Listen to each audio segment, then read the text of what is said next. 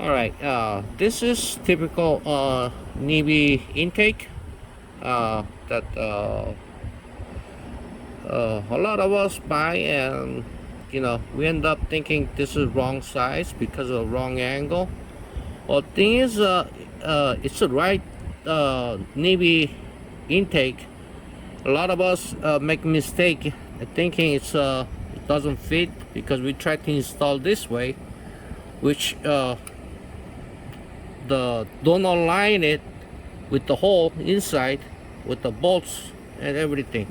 Thing is, it goes with this way to be installed.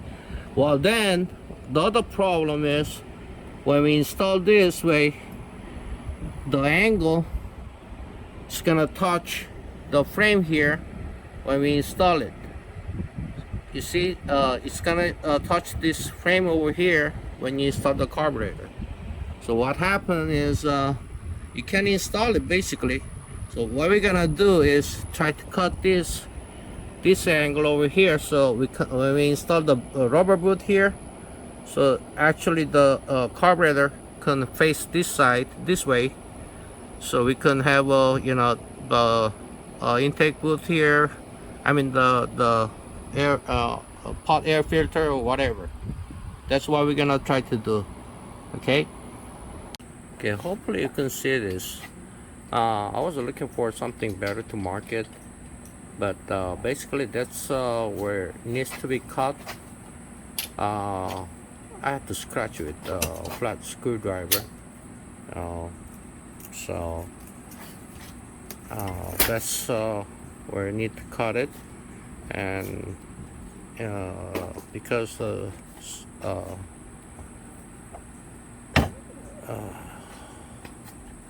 I have to cut it. I'll try to record it as best as I can and see how it comes out. Okay. Okay, I cut it. I guess this is not really best cut, but with the tools I have, this is the angle. This is how it was before, and you see, I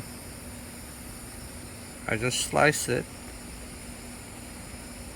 So now we have an angle this way. You see, this was before. Now we have an angle that way. Now I'm gonna make the little grooves here like before. For that, I'm gonna use a Dremel to make the similar grooves, which is not quite necessary, but I'd rather have similar grooves so it can hold it better just in case the bike vibrates. Okay, so that's my next process. Okay. Okay, I finished basically rough finish, but it's I'll say it's about 80%. But I tested, it fits very tight. As you can see, I made a little groove for the boot to fit in there, airtight, gas tight, everything, so it won't slide out with any vibration. I made it smooth so it won't cut the boot. Here's the boot. As you can see, there's a groove there inside, and there's where it stops inside, where it's supposed to stop the intake there.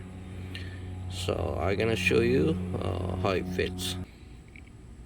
Okay, as you can see, it fits right there in every way around, so it's a perfect fit.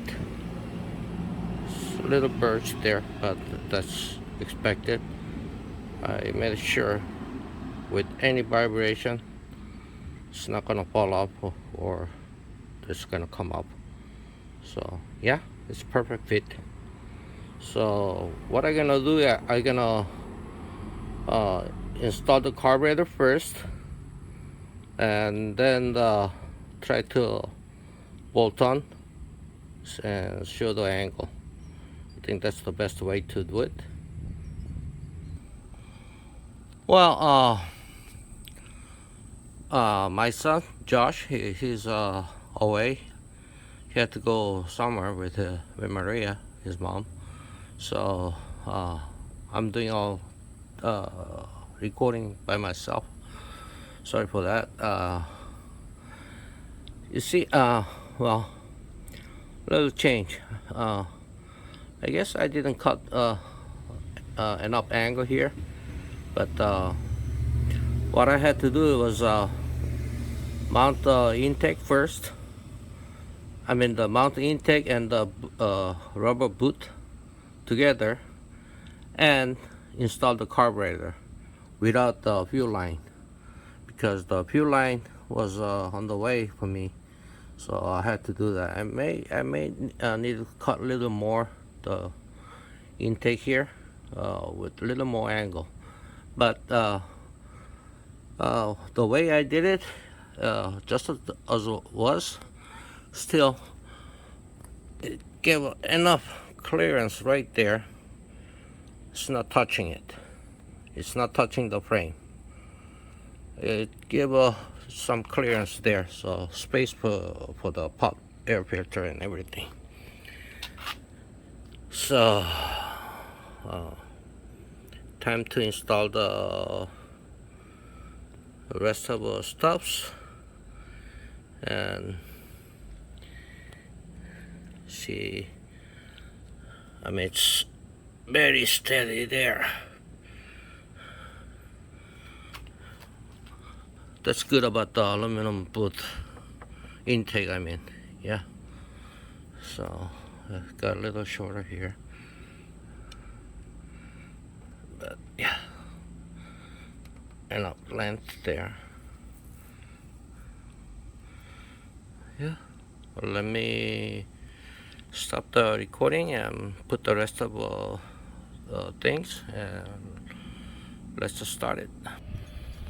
Wow, took me a while doing everything by myself, but finished installing everything. As you can see, intake there, the wire cable there with the intake boot, and it's not touching, barely giving what, couple millimeters clearance there. So let's just start.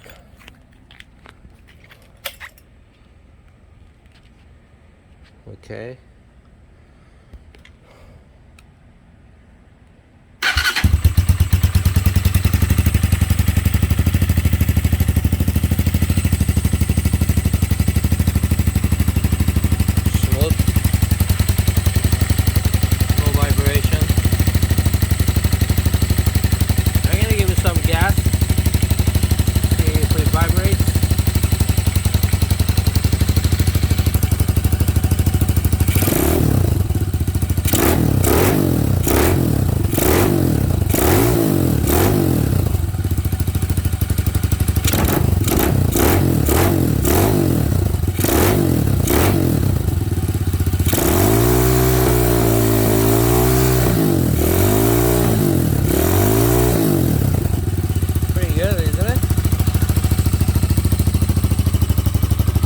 Yep, we got it done.